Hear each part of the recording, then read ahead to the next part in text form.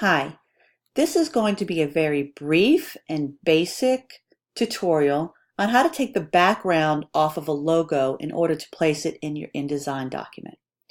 So the first thing I'm going to do is search for my logo. I'm going to do one for Vans shoes, images for Vans. I want to make sure that I have the highest resolution possible, so I'm going to go to Tools, Size, Large.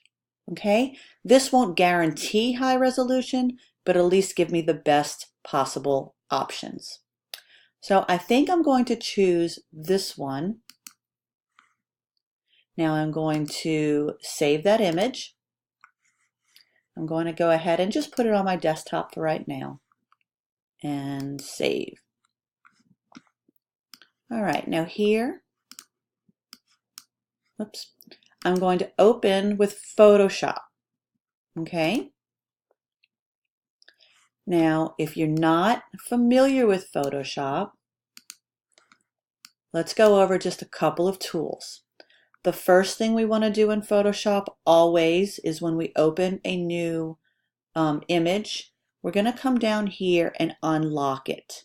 Just click on that little padlock, and now the layer is free to be dealt with. The second thing I'm going to think about is what I want to remove, and I want to remove this white around so I have a clear background. There are a couple of ways to do that. You can choose any of these tools, and these will make a selection line around. They're not very precise though, especially if you've never worked in Photoshop before. So the easiest way to do this is we're going to go into this tool. This is the quick selection tool. That is actually not the one I want. I want the one that's hidden underneath. So if you click and hold, you see that you get another panel of tools. I want the magic wand tool. Okay? And it looks just like it says. It looks like a little magic wand. Now there are a couple of things that you want to think about when you're dealing with the magic wand tool. If you go up here in the top, you'll see that there's a word named contiguous. Okay? What this means is that it's going to pick pixels that are the similar color that are right next to each other. If I was to uncheck this box, it would select pixels that are similar color that aren't next to each other.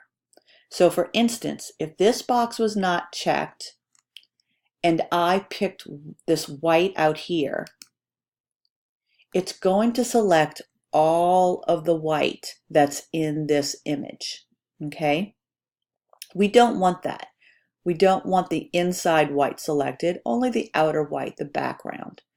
So I'm going to hit Command D on my keyboard to deselect my selection. And I'm going to go back up here and check contiguous. Now, tolerance is another option that we need to take heed of. This logo, luckily, only has two colors, white or red, and they're very high contrast. They're nothing similar. So my tolerance can be very high, and it'll still only select white.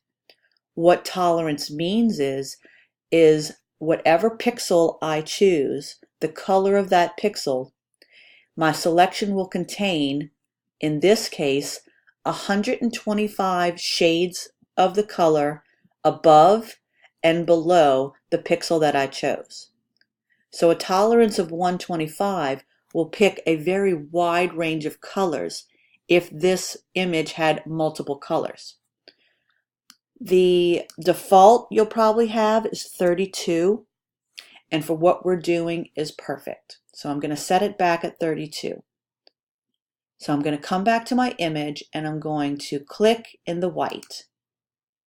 And what I want to see happen is that I have marching ants around the edge and marching ants around the edge of my image. That tells me that the white in the background is now selected.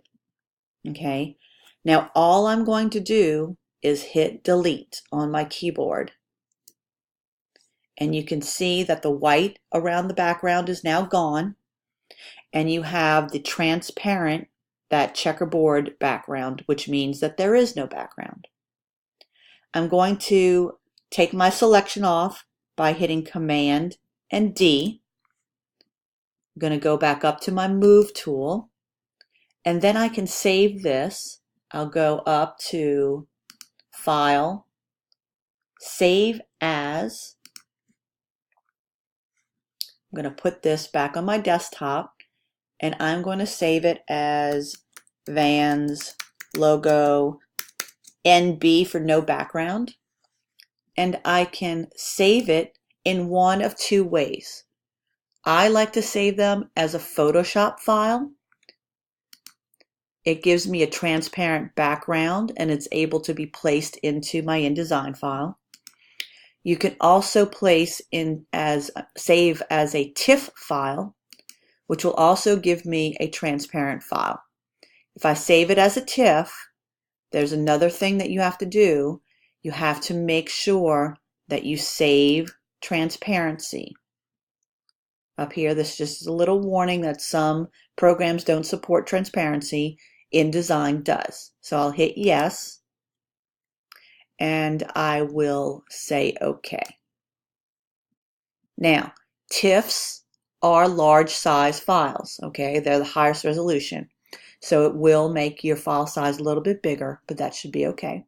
Hit OK, and now I have a TIFF file with no background. Okay? That's the end of my instant background removal video. Email me if you have any questions. Thank you.